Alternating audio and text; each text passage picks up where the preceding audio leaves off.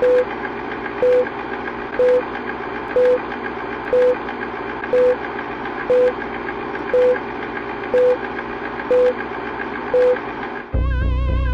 like to see most of the human race killed off because it is unworthy.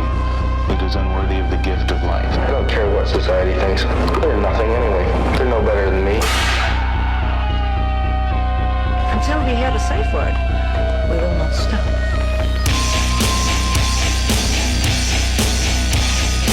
Have you ever thought what it would be like to see a person's head amputated?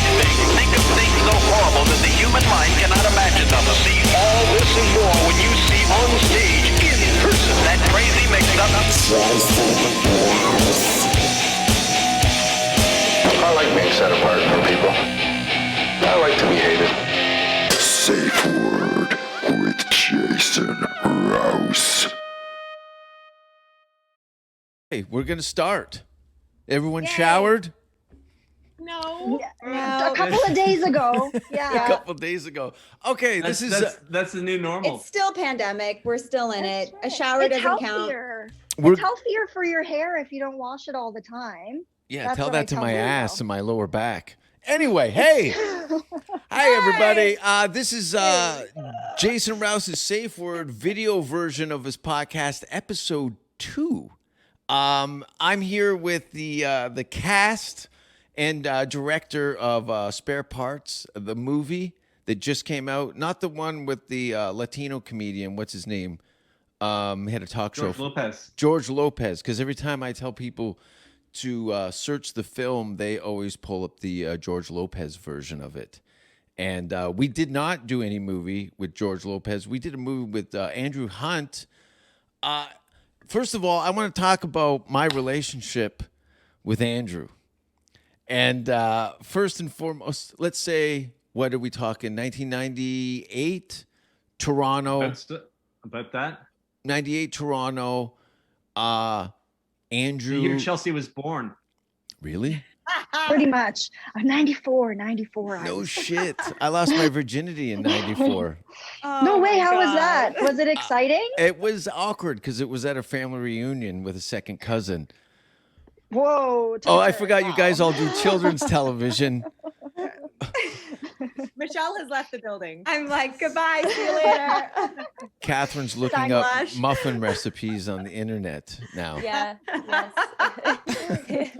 So Andrew starts showing his face at my comedy shows in Toronto when Yuck Yucks was at Yonge and Eglinton. Clearly, you were a fan of the comedy, and you were making regular audience appearances. And then Andrew introduces himself to me, explains to me that he's working. You were working at Alliance at that time? No, not at that point. The funny thing is that when I met you, I was kind of like transitioning. Stalking. When I was stalking you, I was kind of just coming out of the whole music video commercial world, and I'd met someone. Didn't you do a video for the Kittens? No. A music video? No. Some Toronto-based. Monster Voodoo Machine. Monster Voodoo Machine, and Soul Wax, some other kind of metal bands, you know. But in 1990, the reason I met you is that someone I knew was working for this website called Ant Films, and it was basically like YouTube before YouTube. They were like trying to like get videos on the internet, and they were looking for like comedians and comedy acts and things like that. And so me and this friend, we went to like an open mic night, and you were playing. Like recently, I think graduated from Humber College or wherever. That wasn't until 2000. I graduated from Humber. So you'd made I had won funniest comic in Canada in '98. And I think it was shortly after that. Just throw these titles around, right? Yeah, you know, all these. Damn, just in passing. Hey, just in passing. I can't brag. Names. No one respects television credits and film credits out of Canada for whatever reason. So I'm bragging to the peanut gallery here.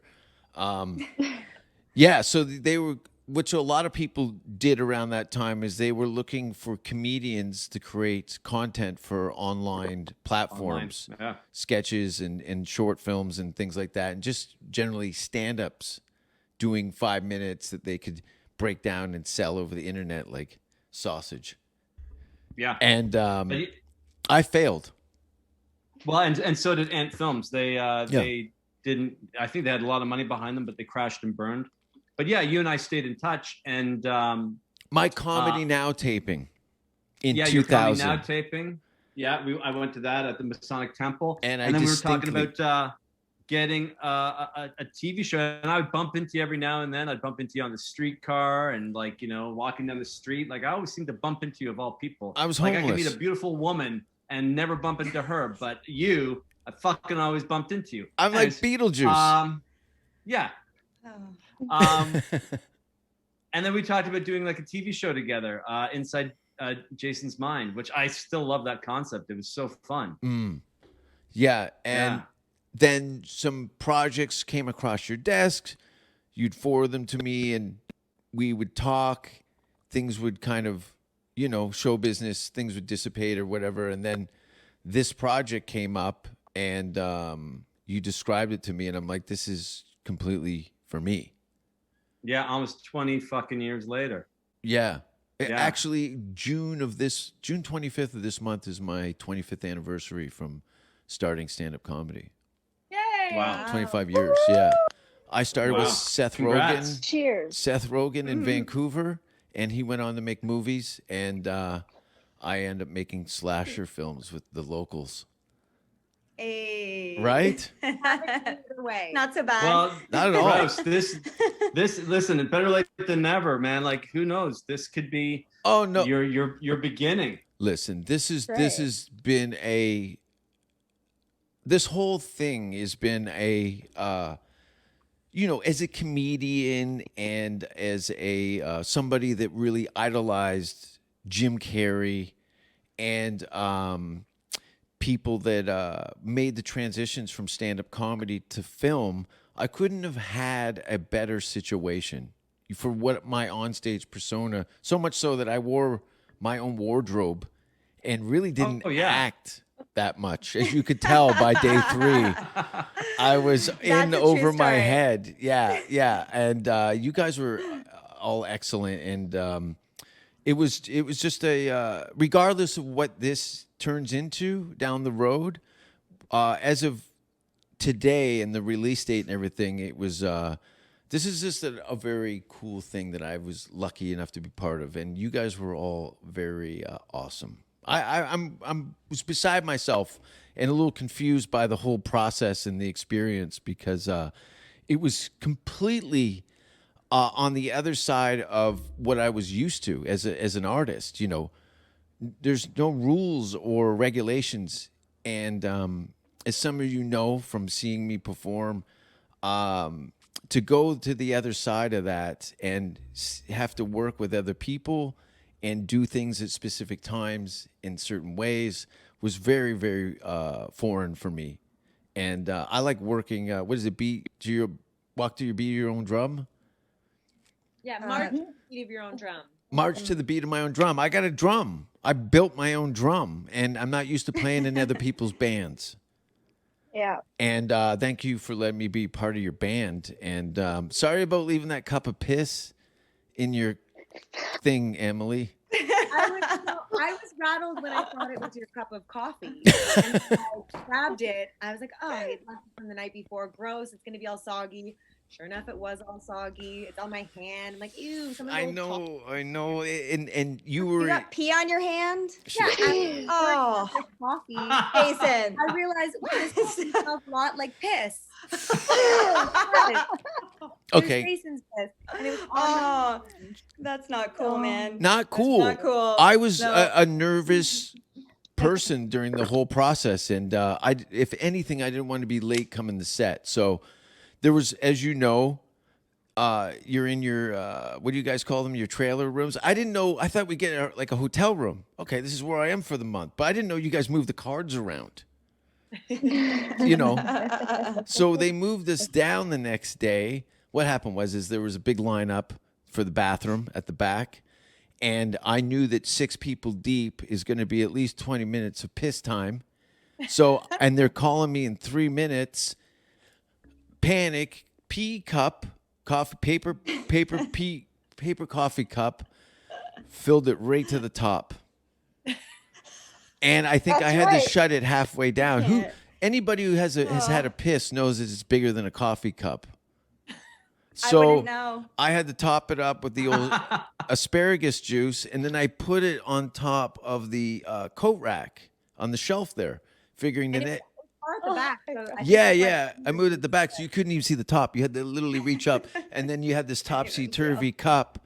And my urine is like alien blood, so it removed all the glue on the seam. So it slowly started to separate it. And the time you touched it, you just had yourself a piss pinata. And I'm just glad you didn't have to take a dump. I know. You should see the cowboy hat under the fucking makeup table. The piss cup thing, and then I hear Jason, and it sounded like every woman had ever been legitimately angry at me in my life. And I knew I was in trouble for real. It wasn't like, hey, you. It was like, you pissed. And I opened up the door to apologize, and I remember you just pouring the cup like this. I didn't tell on you though. I didn't. No one told on me. And marijuana became. I didn't hear about it. I didn't hear about it until after, like long after. I just pictured I Andrew. just think that's so funny. That's so rock and roll. Good for you. I would totally do that. Hashtag trucker life. Like, whatever. I'm like, you gotta do what you gotta do. I respect that. High fives. Any of you girls pee in cups? I'm from Sudbury. Oh, sorry. Yeah. Pee in open mouths. Sudbury. And oddly enough, like how cool was it to do a film in your hometown? Didn't I meet your parents or something? Yeah. Yeah, my dad. So I was telling my dad about the film, and I'm like, and they've hired some comedian. Apparently he's Canadian, but he doesn't live here anymore. And what's his name? Jason Rouse. And my dad freaked out. He's a huge fan of yours. That's so huge weird. fan. So he's never contacted me more than when he. Wow.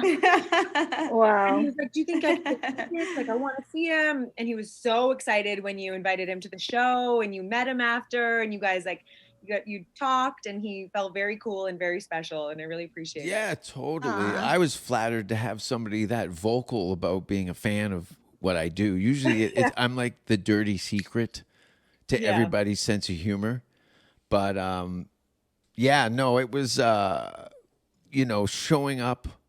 First of all, anybody driving the Sudbury, Emily, like, it's pretty bad there. I'm from Hamilton, and Sudbury is bad. Sudbury's bad. Beautiful place. It's just the inhabitants by the Tim Hortons / methadone clinic. It's you need to get to know it. Sudbury's like an onion. You just got to peel back some layers. And hey, we went on a beautiful hike. Where was that? That was in Sudbury. Yeah. No, Sudbury is so beautiful. Yeah. So incredible. Yeah. Well, and I gotta say, we would have never been able to do this film anywhere else, really. Like, when you think about the production value that location brought to the film, like, we shot in an actual metal recycling facility, and we shot in an actual auto wrecking yard. Yeah. Like, how fucking cool was that?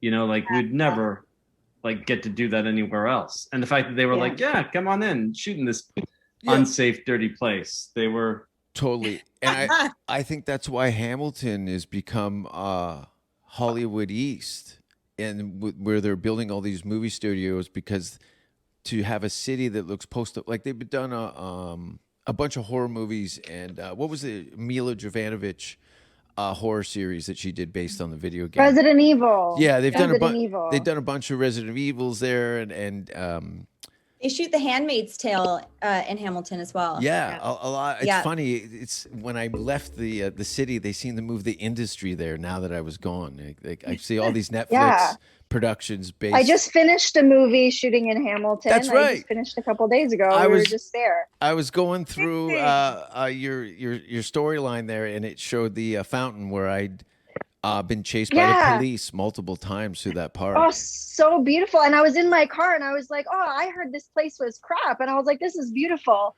And like, I guess anywhere, like there's the good and the bad, even in Toronto, there's like good neighborhoods and bad neighborhoods, depending on what you want to shoot. Is it a Hallmark? Is it a horror? We got y'all. Totally. So Hamilton's really great. Hamilton, look, as a I city. was born in Hamilton. Come on. Were you born in Hamilton? You were? I was. I didn't know you were born in Hamilton. Wow. Yeah, I was born. We dipped real quick though, but I technically was born there. You were born there. When did you get your teeth fixed? Oh, just last year. So Really? No. Did you have braces in Hamilton? No, I actually had like really, really bad teeth actually though. And I did, these teeth are fake. It's like a whole thing. And I got them, instead of getting veneers, because they're very expensive, I got bond, but in first year university, actually, this is a true story. So I really only did get my teeth fixed in university. I was right. So yeah, correct. The Hammers, we know each other. It's good. Who here hasn't had extensive dental work? Andrew. And it shows. I'm about to though. Are you? Yeah? What are you doing? I'm getting in. What? Why? My teeth aren't straight and white enough. But it's so charming. Oh, Okay, God. like bleach, whatever, but like it's so charming. They look I white like to me. it. Yeah. I'm an actress, guys. I'm crazy. Does Invisalign make you kind of slur when you're trying to speak a bit? Yeah, I'm gonna have a list for 2 years. Wait, can you take it off? Can you take it off, or does it just stay on? You can, but I'm gonna have the brackets because they're real janky. So I'm gonna be a bit of a palate extender. I'm actually doing it because I have like serious jaw problems. But yeah, because the pain I remember in your jaw, they would click all the time, right? And you said it was painful. So now, Andrew, you can cast me on my new age range is like 17 to 22. That's right. 17 to 22. Sounds like my Tinder profile. Yeah. Well, nice. No. 18 to 22, Rouse. Come on. No, I like 34 to 78. That's kind of my. So basically, none of us are good enough for you then. Trust We're all me, too young. None of you would have me. I'm a bedwetter for starters. Damn it. I make products for that. So this is all very new territory to me. Like, now what happens? Do I just wait for the scripts to come in the mail and then they give me another movie?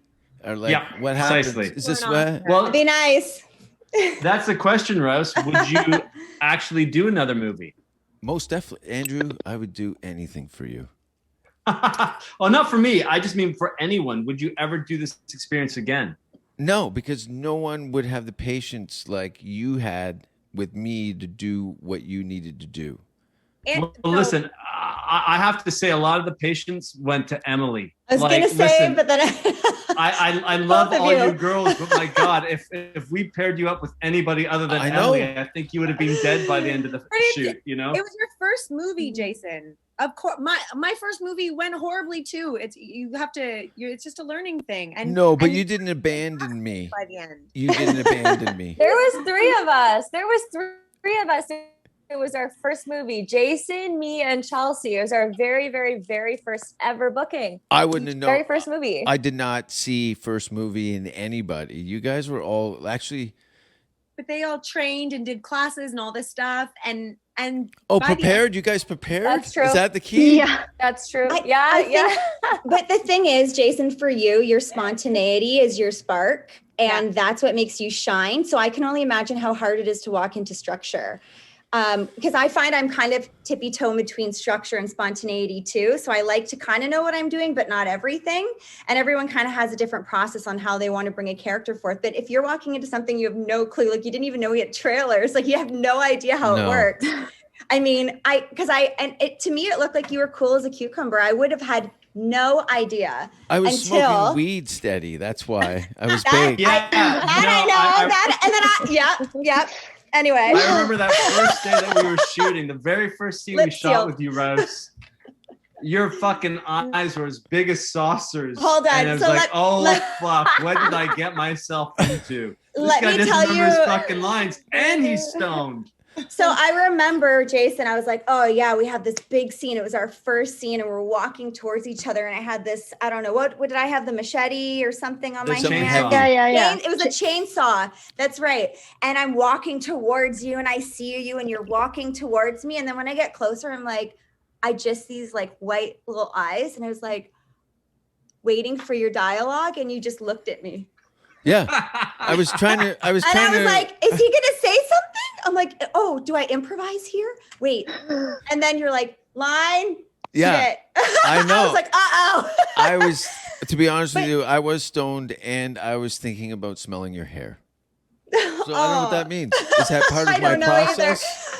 But honestly, Jason, like after watching the movie, like your spontaneity looks spot Wonderful. on. Nobody would have a clue. Amazing. I'm almost mad at how amazing. Like you look fantastic. Well, so it's all like groovy, baby. Like you did amazing. That is due to your editor, because as you know, we literally, Andrew knew my stand-up career well enough that he had the sparks to work with him, but cutting around all that, I didn't even know. I'm sorry. Because there was like long periods of like just unusable dialogue and stuff. That's how Emily's going to sound soon. Unusable. Yeah, like I gotta admit, like this is my second feature as director.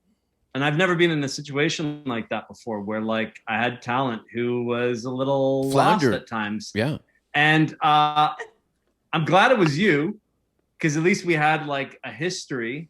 And like, fuck, you know, I learned a ton on this. Like, that's what directing is. It's about like being thrown obstacles. Shit is in your way. That's what I always say. Like directing is, you're at point A, you want to get to point Z.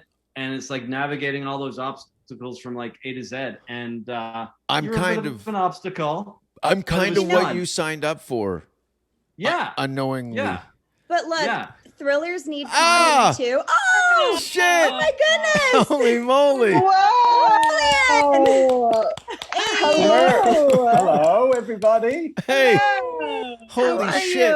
Very well. Lovely to see you. Oh my God, it's been fantastic. A while. and we're all warm. We're all dressed warm, in summer. finally. Right. Oh my God. That I will never forget how cold it was. Wow. But it helped, right? Most definitely. The lightning storms were moderately traumatic. In the scaffolding, when you're sitting in a steel circle of wrecked vehicles and lightning and rain. First of all, I had the luxury of getting under a tarp near a propane flamethrower where you guys were left to stand in a giant litter box in a rainstorm. Yeah, and at least you had pants. We were half-ass naked. Oh my God. I know. I chose my wardrobe so I could underdress. I knew what was coming. I couldn't feel my It's your first rodeo, Julian. My goodness. Actually, Julian, I read your article today or your interview today, and you talked about that, how you know, you picked the cape and you picked your wardrobe and you were nice and warm and toasty. Meanwhile, the girls are in like shorts and skirts. He looks so good though. I felt for you though. Damn. I felt, but you were moving around, whereas we were up there freezing our butts off, just standing still. So you know, there's compensation. But it added to the discomfort of the movie too. Like we weren't comfortable in our characters, so you know we weren't comfortable in real life either. So it kind of, you know, worked out to create the environment. I remember watching an old interview with Jim Carrey talking about his experience with the Dr. Seuss Grinch Who Stole Christmas and the makeup and contacts and the whole process. He had to go through Navy SEAL training to learn how to suffer it physically to deal with it, all the prosthetics and everything from claustrophobia and just general irritation and stuff like that. Have you guys had to do any heavy prosthetics and things like that? I had a prosthetic test on Star Trek. So they brought a few actresses in and they basically said, it's going to be one of you. Whoever fits the prosthetic the best, they had this expensive existing prosthetic they wanted to use. Whoever fits it the best and whoever's the most comfortable gets the job. Oh, I'd never been in that position before, and I'm so claustrophobic. And Wait, did you get it? No, the second they put it on me, I was like, yeah, I feel good. Everything's fine. I was like sweating and yeah. Oh no, girl. I've seen that done, and that's scary. Like you're literally in like. Wait. What happened? Your cat just ran across the table, Catherine? No. I'm like, wait, Emily, what was the prosthetic? I'm so like, what did you have to wear? Was it on your head or like? Yeah, it was a full head and shoulder piece, and it was. I'm not super familiar with the franchise. It's like papier-mâché almost. It was like silicone. It was like and just your eyes and then nose and a little. Yeah. Like the guy Ryan Gosling in Drive. He had that stunt mask that was a full prosthetic thing with just clearly. I don't. Being in like a race of tiny people. So that's. Well, Julie, you've had your head done many times, haven't you? Because I'm so good looking, I'm always cast for my looks. I get it. And then they slap all kinds of stuff on top of me to make me even look more horrific. So anyway, so I don't know, Wrong Turn. I played Three Finger in Wrong Turn in the first one of the franchise. And that was a 4-hour makeup job every day and 2 hours to take it off, because it was back in like 20 years ago when it was old school silicone, and they had to keep the silicone pieces on my cheekbones and stuff, take them off and save them for the next day. Whereas now it's all a little different. It's a little more actor friendly, I guess. But yeah, the body casts are really something. They're Still, if you were the nostrils. Yeah. When they pour the goop over your head. And And just the straws in the nose, horrible. And then when they put the plaster on, then it heats up once the plaster's on there too. So you start feeling it hotter and hotter. And but you know, sweating. I do love working with special effects people though, because they're so good and so in control. And I find it kind of cool. I must admit, sometimes it's like you're just trusting yourself to really masterful technicians, you know, and that's kind of nice, right? I mean, what a terrible thing to say, you know, like if you fit the makeup, you'll get the job, you know. But I find a lot of the experiences with special effects people are exactly the opposite, where they really treat you well and they really treat the humanity in you. It's a very personal experience when you're touching someone's face. Every crack and line is being looked at, and they're breathing on you all the time. I don't know if I like that. I think that's a post-COVID observation there. Is that what it is? Yeah, I think so. I never used to think anything about that, really. But now, I must admit, oh my God. Yeah, how is the Canadian? I've escaped, you know, and left Los Angeles and moved to Austin, Texas in the middle of December of last year. As a comedian, this was the best case scenario with all the stand-up clubs that are opening, and there's 6 comedy clubs opening up in Austin. There's downtown's packed. It looks like everything's open here. No masks. It's a we're in a panini. What do you mean no masks? There's no masks. I'm so jealous. That's Texas for it. But they got guns. Lots and lots of guns. Lots of guns. Somebody was just shot behind the comedy club about 2 weeks ago in the alleyway. It kind of looks a bit like Hastings Street, a hardcore logo. Anyway, Hastings Street in Vancouver. Have you guys seen the heroin area of Vancouver? Oh, yeah. Julian knows. It's there's areas of downtown Austin that have very much that kind of dynamic, but the businesses are all open. Some of the places that were doing masks at the door and during your standing in their place of business, and then when you would sit, you could take it off. But it seems like that every week seems to be a little more or less and quote normal. You know, I don't know statistically what the deaths are, and I'm always suspect of these kind of numbers and regulations in our behalf. I don't know. Canada, I really don't know what the future is going to look like for Canada in that sense, because it seems like you. Well, we obviously we play it super safe here. Yeah. But, there's a running film joke. Production. There's a running we've joke. Actually, Sorry, go for it. There's a running joke with comedians. They go, "How do you get 100 comedians out of a public pool?" How? Could everyone get out of the pool, please? But you said comedians, not Canadians. Oh, I said Canadians. You're ruining your own joke.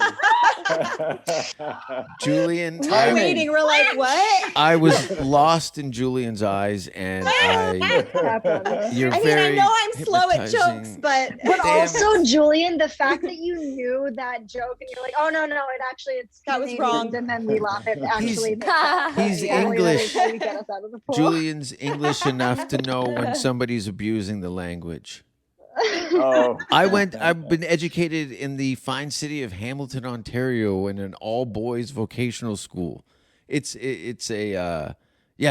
was terrible education. But You went to an all boys school. yeah, it was terrible. For how long? My sentence. I didn't know that you went to how long were you just in an all boys school until university, or is just elementary? University. You Well, kids. there's what's that other? No, school? this course there is. It was an all boys vocational school, so it was a basic level academics and trades to get jobs. They were more or less grooming people to go work in the local factories, but the problem is that all the equipment and hadn't been updated since the late 70s. So all the education that we're getting in that school was really obsolete. You needed a high school diploma to push a broom in the local steel mill, yet the academic end of it was all at a basic level. So all the trades that you were learning were obsolete because of computers and modern technology, and academically you weren't really set up to do anything in the job market. So that's when I decided to move to Vancouver in 93 and start doing stand-up in 96, because I knew that there was no human resources or unions in stand-up comedy. So I could kind of navigate it and figure out what was going to be in the future. And here we are, made a horror movie That's right. called Spareparts, now available on Amazon. Woohoo! How great Okay, is well, that? here I'll tell you where it's available if you want to know. Please do. On DVD, it's available in Walmart across the U.S. On Blu-ray, it's available in Best Buy across the U.S. On VOD, it's available on Cablevision, Cox, DirecTV, Dish, In Demand, Charter and Comcast, Time Warner Cable, Verizon, and Ubiquity. And on digital, it's on iTunes, Amazon, Google Play, Vudu, Microsoft, Sony, Fandango Now, Comcast, EST, AMC Theaters On Demand, and Redbox. The reviews are coming in. You guys want to hear some of the reviews? Yes, please. Yeah. I need this. Absolutely. I need this. All right. Oh my god. All right. On Rotten Tomatoes, it's 100% right now on Rotten Tomatoes. Is that My a friend thing? showed me. Is that real? Yeah. Now, Is that 100% down or 100% up? 100% like- up. Is that 100% It only up? has 5 tomato approved reviewers on Rotten Tomatoes. So, I'll take that with a grain of salt. But anyways, here's some I'll still reviews. take it. Bear with me. Yeah. Some of them are long. I've tried to compress them. From someone who used to tour on and off for a few years, the movie does a terrific job at authentically portraying that lifestyle, especially in regard to the issues that can arise with fans, crowds, and among members of the band. Argyris, Alatalo, Stanton, and Muirhead all walk that line between friends and enemies to perfection. Muirhead and Stanton in particular play soon-to-be mothers and girlfriends. These two actresses, for as little screen time as they have, carry terrific chemistry with one another. But the core of the story lies among the sisters' story, brought to life by Argyris and Alatalo. The narrative explores an unspoken rivalry between the two when we first meet them. Honestly, while many will come to Spareparts for the blood, it's the emotional core of the film that is arguably more compelling. Don't get me wrong, there's some legitimately terrific battles and fight choreography here. So that was from Victims and Villains. Wow, thanks. That's Villain. That's so nice. That's a good one. All right, here's the next one. Spareparts desperately wants to be on the same level as Mad Max and Gladiator, but misses the mark in every respect. A lack of character development and story progression undermines the film. That's from the Irish film critic. Yeah, the Irish. It's okay. It's okay. Love it. Here's another. To each their You own. can't win them all. You can't win them all. Yeah. There is a Fincher-esque quality to the violence, particularly as executed by Driller, Ryan Allen, as he both antagonizes and trains the girls. Barbaric is not a strong enough word for what they all experience at the hands of the Emperor, Julian Richings, the leader of this bizarre death cult. Riching plays the perfect slimy villain and is allowed to chew up the scenery in every time he is on screen. That was from the Horror Buzz. Julian, Yeah. how does it feel to be the perfect slimy villain? Oh, that's me. Okay, here's I want another. to be that. I got 4 more reviews for you.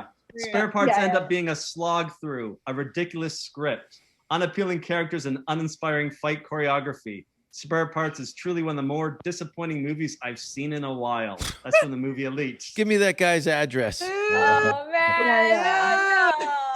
Here's another. Amazing. Boo. I would happily watch another film with Miss 45 fighting their way through their cross-country tour, scoring their own bar brawls. I've had Miss 45's signature song stuck in my head for a few days now. It's catchy and it's a great music for kicking ass. That's from Yeah, and iHorror. Michelle, you really recorded that. Yeah. No, I I really just did. did And I recorded do that, not yeah. know how to sing. I'm not a good singer. I remember I walked in and feeding his Wade. name. Wade. Wade. Oh, he's amazing. Yeah, Wade he's like, okay, so here's the lyrics. I'm like, okay, so Miss 40. And I was doing it like cute and nice. And he's like, oh girl, hell no. You take that, throw that away. You are going to scream that from the pit of your gut. And I was like, okay. And then I was like, ah! And it just like, it was super therapeutic. And then the messier and grosser I was, the better the song it worked got. out. So Right. that's the stuff. Right. Yeah, you It was nailed it. fun. You nailed it. Well, here's the was fun. thing. Here's the next review. Sure, there's some bad acting, and the band in the film kind of sucks. But there's a lot of You there's tried lot of becoming good a ideas band in that 2 weeks. hit the mark for me. Okay. That's Uh, so funny. Anyways, but here's the thing. Some more reviews have come out since we actually started this. Like literally just before we started doing this. We got a negative review from Binge Media. We got a mixed negative review from Bob's Movie Review. A positive review from the Boston Herald. A positive review from the Film Junkies. Mixed positive from Hollywood Matrimony. Sorry. A mixed positive from Hollywood Fuel. Another mixed positive from Killer Horror Critic. And a positive review from the Video Addict, and a positive review from Why So Blue. So you know what? Overall, we're getting pretty darn good reviews. Obviously, some people hate it, some people love it, but that's the way of the fucking world today when it comes to films, isn't it? And it's People a either love bold, it or hate it. it's a bold movie too. It's not middle of the road where everybody No. goes, oh, it's cute, and then try to find a Yeah, nice thing to you say can't about it. please It hits everyone. you. Some people are gonna love it. Some people are gonna hate it. It's mean, the all good abortion in the end. jar. No, it's all publicity. Yeah, It was the that one. abortion. I was like, I don't know. Jason. What are we, animals? Or what was it? Oh my god. I like how you just kind of leaned over and it just kind of shows up in your hand. Like, we've got a box of abortions back here. Which one's yours? Spoiler alert. Oh, Spoiler sorry. Spoilers. Oh, And man. you know what's funny about that is that the makeup artist on Threw the up. film, no, she actually had that in her like thing of stuff that she keeps on hand. She Yeah. actually she didn't have to make that for Aaron? the film. Yeah, That was Okay. Aaron's? she had that. Oh my god. Why? Oh, Of I don't course even Sweden want to would have know. Yeah. I always keep one on my Oh, great. keychain so I don't look weird at kids' parties. Anyway, enough about me. How many people here haven't had abortions? Oh my I'm God. closing my computer now. I know I've had to go pee for a while. I've so been I'm out. behaving for like 40 minutes straight. I've been on. Look at that's You know what I what? mean. You lasted a while, Jason. You I did. lasted a You while. lasted longer than That was I thought, so good. that's good. And Michelle, yeah. haven't you learned anything? If you have to pee in a cup. I had Come to on. pee in the so cup. bad. Right. I've had Come to on. pee for like since we started. Julian, And I contemplated using Jason's method, but I think I can just walk to the bathroom. It's cool. Julian, I got nervous the first day and peed up in a cup in my dressing room and I gave it to Emily. put it on top of the shelf. Forgot Oh. about. Yeah, I know. I'm from Hamilton. Like I'm trying to explain. And Emily found my pee cup the second day. Thought it was coffee. grabbed it. It's and still drank the whole thing. She drank the whole thing. Oh God. Oh, blah, blah, blah, blah. She's like, I'll fight fire with fire. Yeah. Julian, I gotta, everyone, I have to say, like, I did a ton of press last week, and every single reviewer, every single person I did press with asked me what it was like working with Julian Richings. Every single one. Mm-hmm. You are so loved out there, dude. Yeah. Like, people love you. I hope you told them the horrible truth of what a pain I am. Are you kidding me? That's like, not my God, true. you are like No. the most giving, most easygoing, like you're No, the ultimate Julian, we consummate told everyone professional. the truth that you requested M&Ms, only the red ones. That's you wanted right. all white leather couches. I had a hard time. I'm surrounded by Cooked all every night. these beautiful ladies, yet I couldn't stop staring at Julian the whhole time. It was the most, what's the matter with you? And I'm like, because I was living in Vancouver when Hardcore Logo was being filmed. The bands that were playing at the Commodore Ballroom were some of the bands I was hanging out with in Vancouver at that time. And the various things. So now I'm in the rain standing next to you, trying not to fall off the scaffolding, staring into your eyes. A little piece of trivia for you. If you, I believe, if you have the DVD or the VHS of Hardcore Logo, there's a music video on that by a group called the Super Friends. Mm-hmm. They did a cover of Blue Tattoo. I directed that. Okay. Right. That was one of my music videos that I directed. Yeah. Oh, okay. Yeah. What is the future? And what was really bizarre is that the day I was shooting that, we were on this flatbed truck driving down the street, and Bruce McDonald happened to walk by. It was my first time ever meeting Bruce McDonald, and he happened to walk by when we were shooting the music video for this band. Like, complete coincidence. It's a strange world out there, isn't it? Yeah. It is. What's next, Andrew? What's the next movie you got for us, right, girls? Yeah, seriously. Yeah. A part Reunion. two? I'm actually in post right now on The Fight Machine. I'm going in tomorrow to do to start work on the sound mix. So Yeah, Raven You know what? Banner. I'm gonna throw out an idea for you, Andrew. I'm just gonna say, like, I think for the second movie that Leah should come back to life as a zombie, and it should be a reunion. Yes. Does she? I know. That's what it should be. Who's actually technically dead in the movie? I am. Certainly. For certain, like we don't really. Oh yeah, you're definitely. Yeah, you I'm can't come dead. back from the head. Well, Especially listen, I got head blown dead. yeah. Spoilers. Oh, that's spoilers. right. Unless I come spoiler back alert. to haunt. Unless I come back to haunt Emily, I do like the ghost or like zombie help Emily. I would feel like if I came back as a ghost, I would be Right? there to help you. It's a good idea. Think? Yeah, so we Yeah, could all come back to life because we all die actually. So we all come back to life as zombies except for Emily. And then it's like this war, Emily's new army, and then us, the dead, rise, and we're like, yeah, and then all that. Good idea. Emily's we go Leatherface and make her body into furniture. What? Texas Chainsaw Massacre That's style. an idea. I think she'd make a good pair of like some end tables out of your femurs. Yeah. Ooh. So you guys get to act in your little playland. You get to go visit the circus. I gotta live in it 24/7. I don't have that other lane. You guys get to. I'm gonna make this. What do you do? You make decisions, or what is it? Choices. You make choices, and then you start driving that bus, and then you kind of all align for the scene, and then everyone drives together. I'm throwing feces at the sun while you guys are trying to drive. True story. True story. That's not an analogy. That's a true story. You know what, Jason? You added like a lot of comedy to our thriller, which is needed. Off Like camera. you need that. And honestly, Chelsea's character Both. too. Chelsea and Jason, you guys both had like little snippets of spontaneity and little jokes here and there that weren't even in the script, and they ended up getting used. And it's very likable, and it's very it just kind of cuts the seriousness a little bit, and it makes it very watchable. Can we So- like travel together and you just tell me these nice things. So I, Yeah, in your ear. yeah, totally. Just- I'm always left to my own devices. I don't think so I trust you in the car. I think I would take the front seat. I've never. You can sit in the car. I don't. You know, I don't. I've never driven a car in my life. I could tell based on the way that we were. Yeah. Oh, that's right. Remember, I couldn't. I That can was tell. funny. We shot that scene, and Jason, just before we shot it, was Jason was like, "Yeah, I've just so you know, I've never drove a car before in my life." Thankfully, it Hollywood was magic. Hollywood magic, and the car was not actually moving, and you're just doing. You know, It looked good. Wait. It looked great. Really? It's actually used in the trailer too, isn't it? Yeah. Hardest scene of the Jason, whole I didn't movie know was that. that one.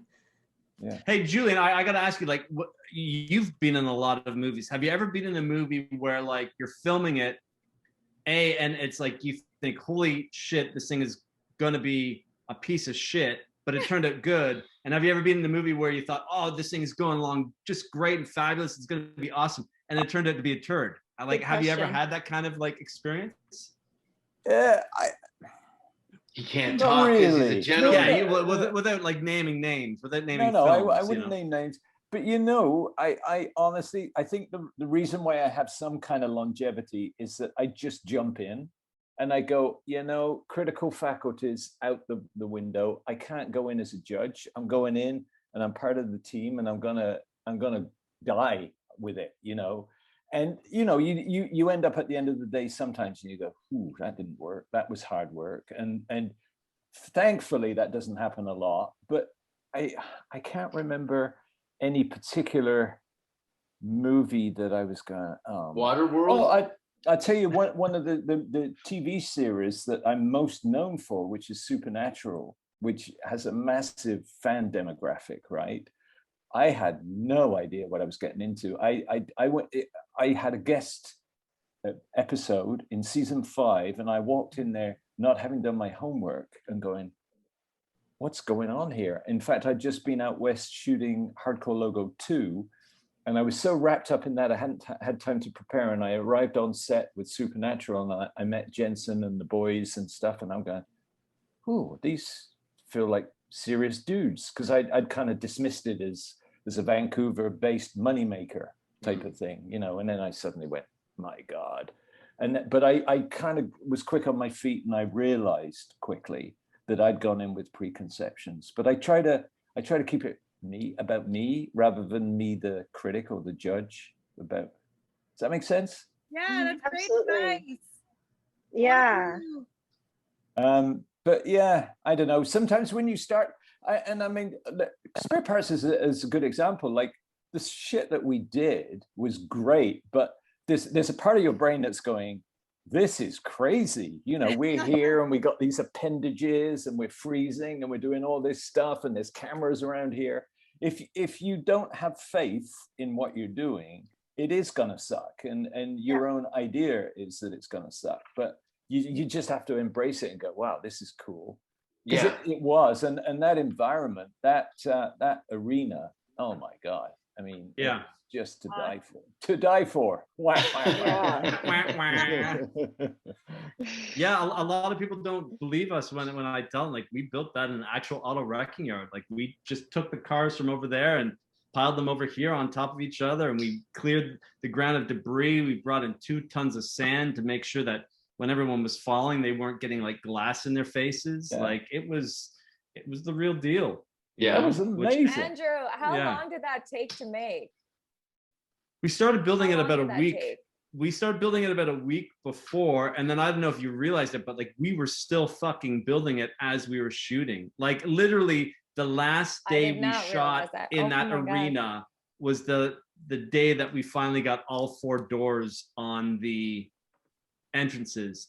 And we shot one and we broke for lunch, and then the door broke and it took like them an hour to fix the door. Like, that thing was just a nightmare. We were like flying by the seat of our pants. It was insane. And we did it in 18 days. I And loved then it. actually 17 and a half, because there was that one day when that rainstorm blew in and Julian was up on the dais, and we had to take him off and like get him away safely, because like the lightning, thunder and lightning came in. We had to cover everything and take down lights. That's right. Yeah, it was We're there insane. too, but no one cared. So. And that was That was the other amazing I thing. didn't remember you, Emily. No, Jason was. The lighting was amazing too. And I'd forgotten, like, I guess I was just wrapped up in doing what I was doing. But when you see it on screen, you realize how incredible those lights are, all those lurid colors and the smoke and the steam coming out of our mouths. It created a fantastic environment. Yeah, it was very believable for something just outside of the city. Like, it was like, oh, okay, this is, I could see something like this isolated place turning into grounds for a cult. And honestly, well, listen, I was just going to say, not to get political here, but like the whole Trump's America, when you look at like what people believe in, what they bought hook, line, and sinker, like that to me was a large part of kind of the inspiration for the backdrop of this film. And also just religion in general. I'm not a religious person, and like some of the weird religions that are out there, like Scientology, it's like, how can people believe this stuff? So, and anyone who wouldn't goes, it be funny like, if a tear ran down my cheek? This world can never exist. It's like, Stop are you talking, kidding me? Like, Andrew. just look We're around like- you. Stop talking, Andrew. Yeah, you're talking. Agreed. They're all, see, the actresses. Back to the movie. Is well, Scientologists are running actors, right? Don't they recruit? There's some. I mean, we got a couple sleeper agents in here. But there's a couple of probably lawyers in there, actors in there. It's all different types of people. But It's look at. No, we're not going to go down that road because I'll sink all of our. No one's doing children's television after this conversation. Trust me. I mean, yeah, my career in children's TV is now over. After No. I'm sure. I've been. Hold on. I want to say something really positive though, because I've done many productions after this one, and I can still honestly say I have never met a group of actors and directors and everyone who was involved with this project that was so committed. The worst thing is when you get on a movie and people don't care as much as you do. Yeah. And I can honestly say that all of you care just as much as me. And that means a lot. I cared a lot. I really wanted to bring everything I had. And it was so respectful. Like, I just appreciated that so much. Like, everyone brought what they had and we tried our best. So we're going to get good reviews. We may get some bad reviews, but at the end of the day, we did everything we could and we did our best. And that's all you can do. Right? No one really wanted to disappoint Andrew. Oh, stop it. That's please. True. Speak for yourself. I think Michelle's sentiment there is a beautiful place to end this. Yeah, right? Now I'm going to hit record and we'll start the podcast. Yeah, this was all a huge ploy to get you guys to talk to me again. I talked to you. Scientology. Jason, yeah. I jump on your lives once in a while. I know you're the only person that has not blocked me yet. Yeah, no, listen, I'm being silly, but it's totally. It's 6 o'clock. The experience of that was one of the most difficult things I've ever done, and the fact that I would look around and I go, oh, everybody here, like you said, wanted to elevate the situation. There didn't seem to be any as far as the talent went, everybody was on point. I know this is old hat for you, but this was such a very distinct, unique experience for me. And to go visit your boat and hang out for that month was an awesome thing for me. It was really cool, and the film looks great. And I knew from seeing Andrew's the Sweet Karma film that you did, I was like, oh, okay.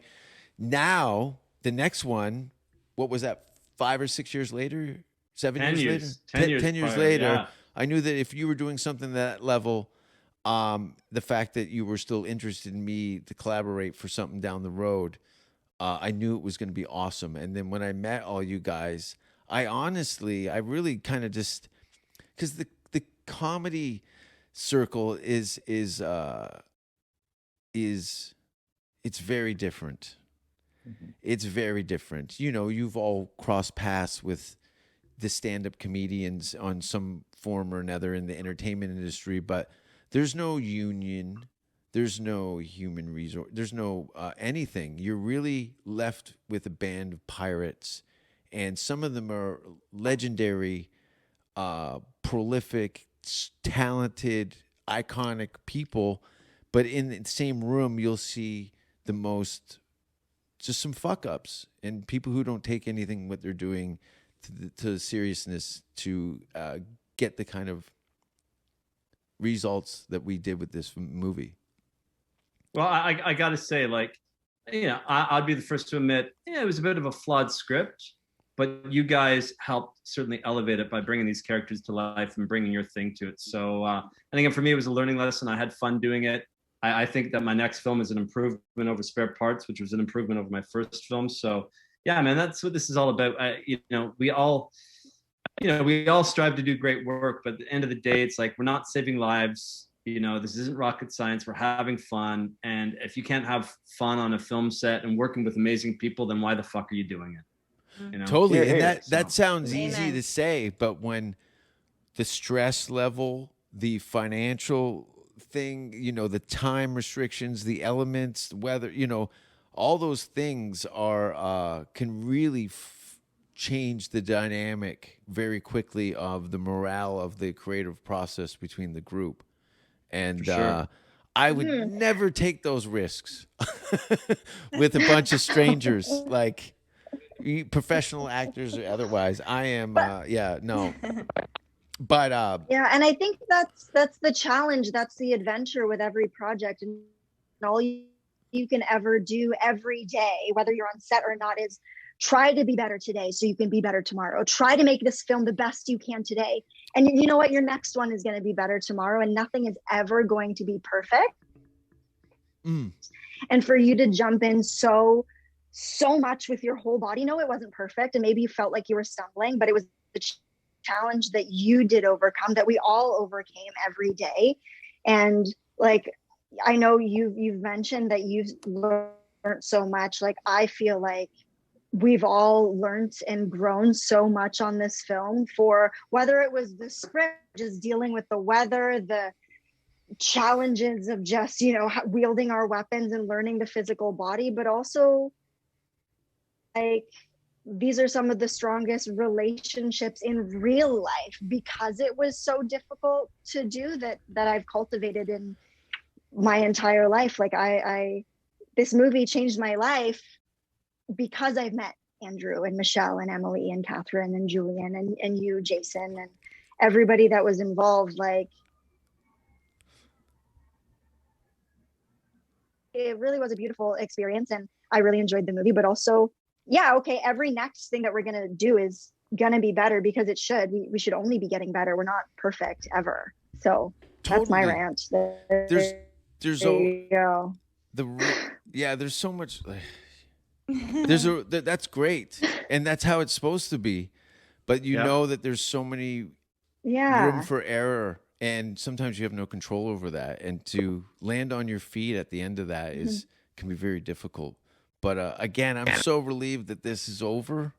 I'm not talking about our conversation, but the film process, it's like been watching the longest birth. Because comedy, right? I got an idea. Okay, work it out, take it to the stage. You get the audience feedback. It's very instantaneous. I literally can go from night to night to elevate myself up to get the quality that I want over time, from hammering on the same spot and bending it and tweaking it. And it's a constant clay thing, where this thing was like, okay, it's done. It goes out into the ether. Then everyone else gets to play around with it and do their thing. And then it comes out, and it's got its own thing going on. It's not a solo sport. It's definitely collaborative. And that's the terrifying thing, but it's also the joy. And I think we're all expressing that if you get the right people together, it is the greatest.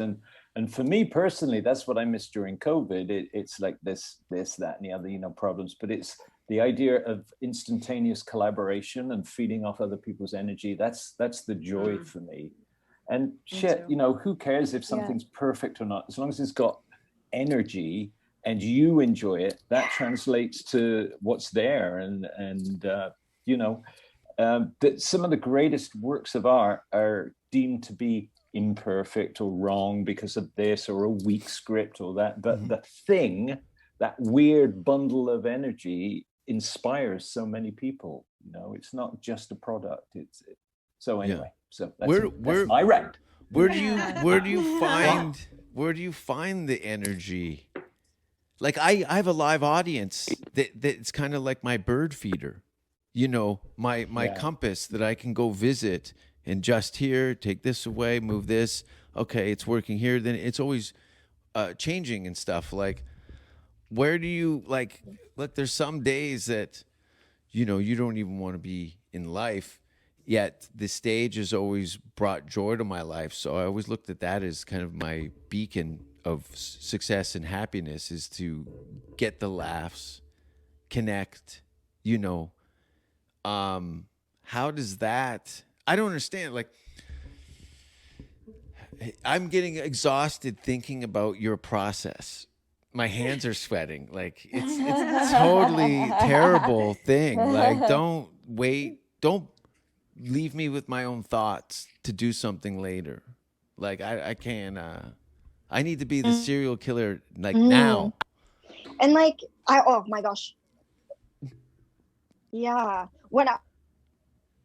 Because I grew up doing theater. I went to the Ryerson Theater School, and like up until maybe 3 years ago, this is only really my like 3.5 year anniversary trying to do film.